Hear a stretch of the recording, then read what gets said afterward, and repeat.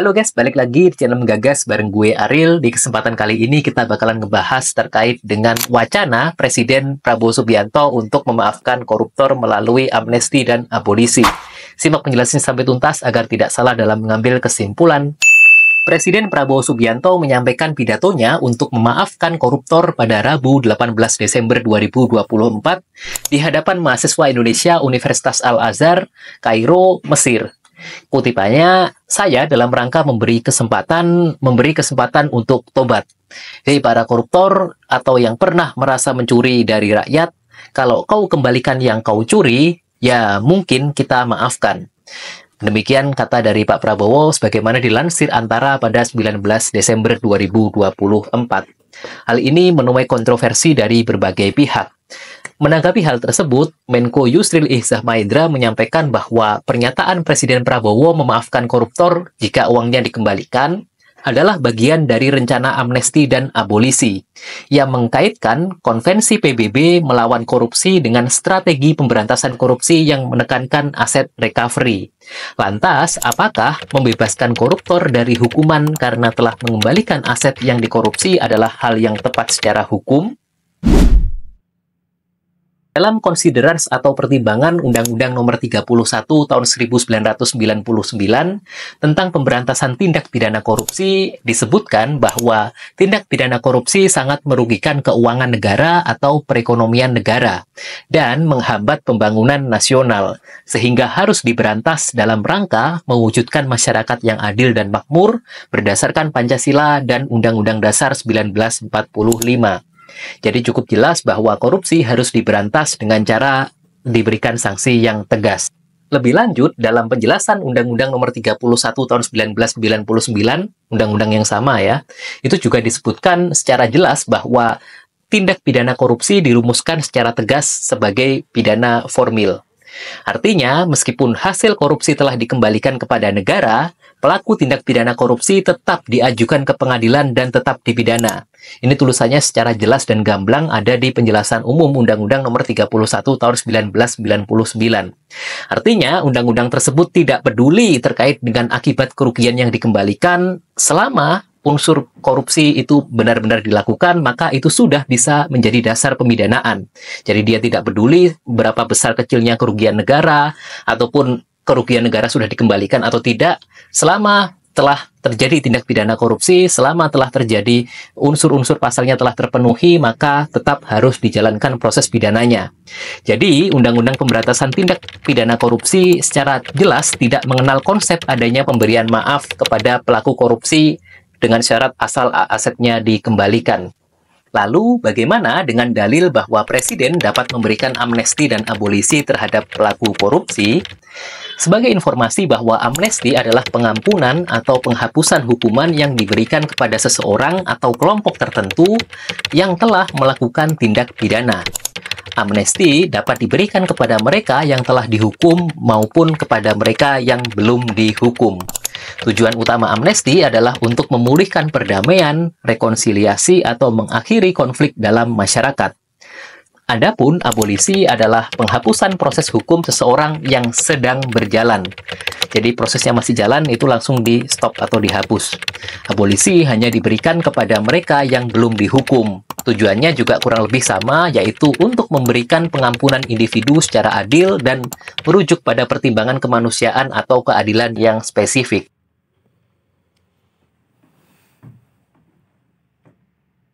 Nah, jika korupsi benar-benar dibukakan pintu maaf melalui amnesti dan abolisi, maka ini akan berpotensi merusak fungsi dari sanksi hukum.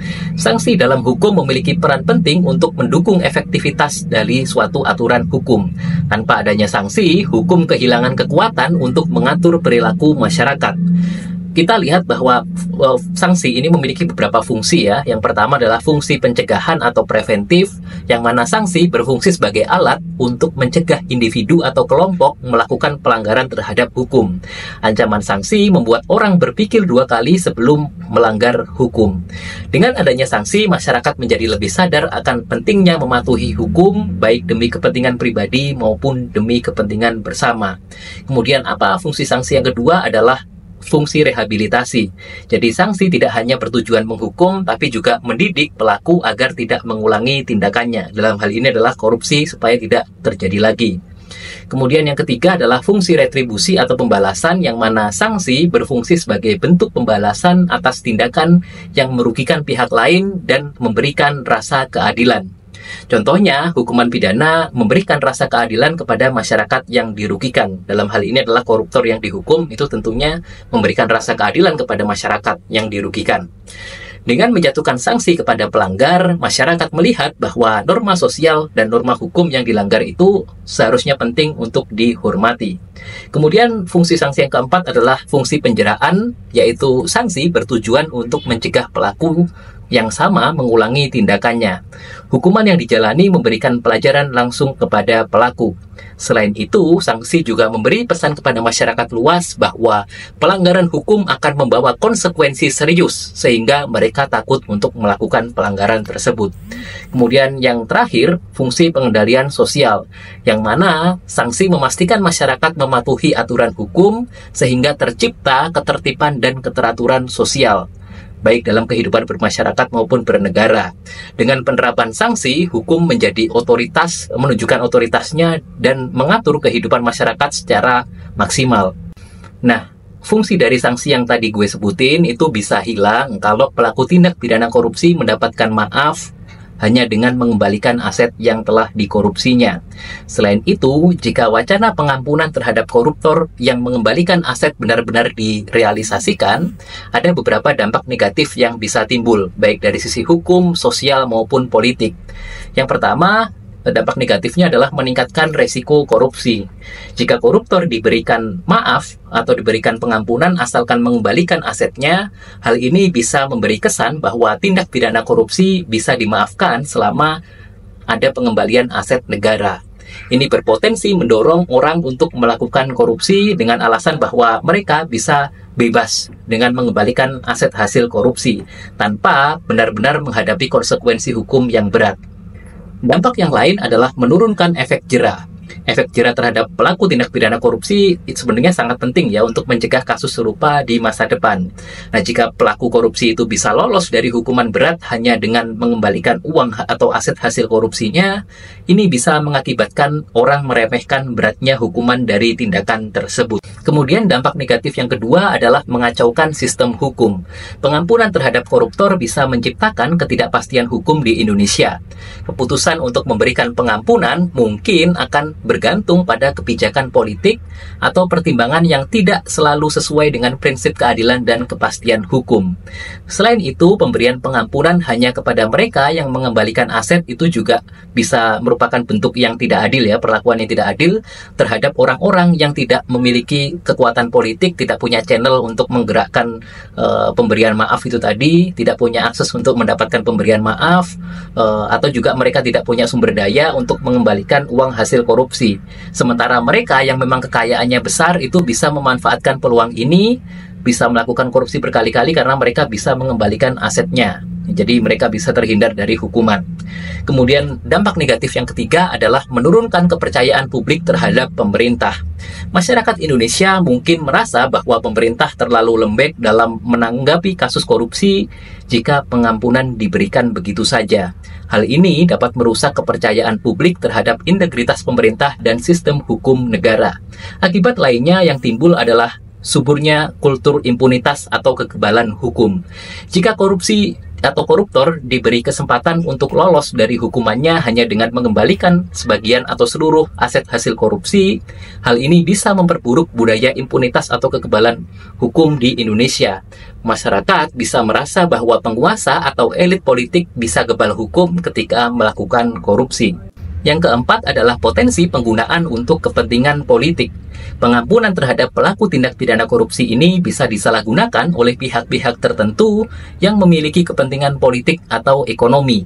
Misalnya, elit politik bisa menggunakan mekanisme ini untuk menyelamatkan kader mereka yang terlibat dalam kasus korupsi. Mungkin kan?